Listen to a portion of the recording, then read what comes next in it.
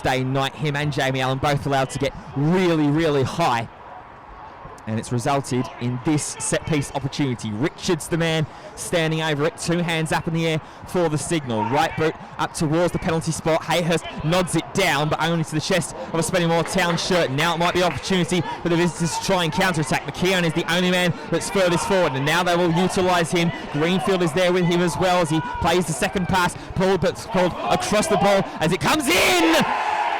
And it's tapped in on the far post. Tripton is the man. And I tell you what, Cameron Mason, that is the injury talking, because he was not comfortable whatsoever coming out with any kind of conviction from off of his penalty line. And just like that, the first chance of the game gets converted on the counter-attack from Spennymoor Town.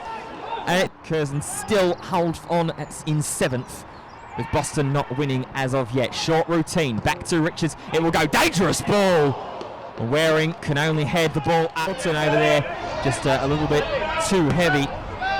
And a combination of Hughes and Richards send it away. Chested down though by Robrun and Baker, as Spennymoor continue to try and press their scoreline advantage. Ramshaw finds a way through, this time no! And it's scored, and it's 2-0 to Spennymoor Town. I think it's Corey McKeown over on the far side of the ground. And I tell you what, it's been coming. Spennymoor have deserved it from the way that they've attacked. They've been so much more clinical. Corey McKeown, the man that's converted goal number 3 for him in the league campaign. As Curzon look to try and find at least one back before half-time. Sent down the ground though by Spennymoor to Harris. Allen is there to mop up, appears that it's gone out, but the assist on the far side doesn't give it, and maybe it's for the better, because Spennymoor are away here once again. Here's Ramshaw, incisive ball, here's Harris! Drags it wide, pokes it wide, and that was a goal. Well, and forced to go back to Will Hayhurst. Here's Sinclair once again, turned around the corner for Reece Hughes. Finds Isaac Sinclair as well, who made an incisive run. Pull this one back. Waring gets his feet completely wrong. And it ended up being a half from midfield. He will go with a short pass to Isaac Sinclair. Looks for Al on the right-hand side, but it's short with a bounce. And now here goes Staunton on the far left-hand side of the ground, linking up with a man that's driven in as well. And the loop shot safely into the hand. Prepared to take. He's got 1 assist already in the league campaign this season.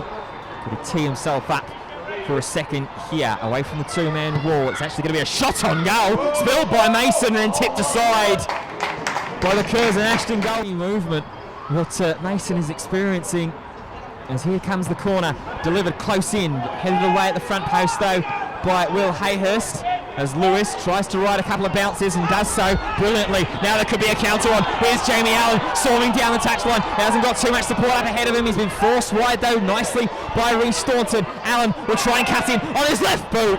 Shoots straight at the keeper to try and make something out of there for Jamie Allen, but credit to the substitute Marcel Lewis for even making that opportunity, as Matthews has headed the ball up into the air. Harris taken away initially. Ramshaw makes it 3. And you'd have to say probably puts this game to bed on 51.5 minutes as well. Once again it's miscommunication. Once again it's an unforced error. Devon Matthews with a short header back there.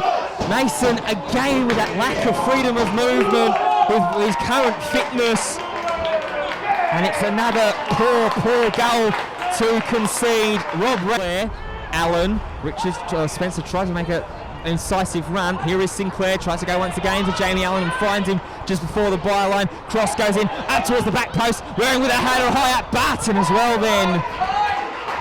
No one half, just looking for options ahead of him. Ramshaw, the game's 3rd goal scorer, found himself free as well, and a little bit of combination play with Staunton and McKeown. Ramshaw scurries away from Jordan Richards, puts a cross in, losing out to Hayhurst in behind, as Mason tries to spread to this near side, too far out in front of Jamie Allen though. Here is McKeown with a lot of space up in front of him to try and take this on himself if he wants to. That's what he wanted. for the finish. Bearing down on the player manager, throw in to the host. That will be taken quickly, and up ahead of Marcel Lewis, tries to put the early cross in towards Hayden Campbell, but took a deflection. Now here's Mann with a cross, and Baker will see that one away, but only as far as Will Hayhurst. Little give to Craig Mann. Now here's Marcel Lewis, offside flag stays down for now. Cemento, oh my word! Isaac Sinclair and Jordan Richards with Boston United rising up into 7th. So the referee has blown the whistle. Free kick ready to be taken. Greenfield looks for the shot, and it's straight at Cam Mason. Waring is welcomed back onto the ground, but he's not quite rejoined.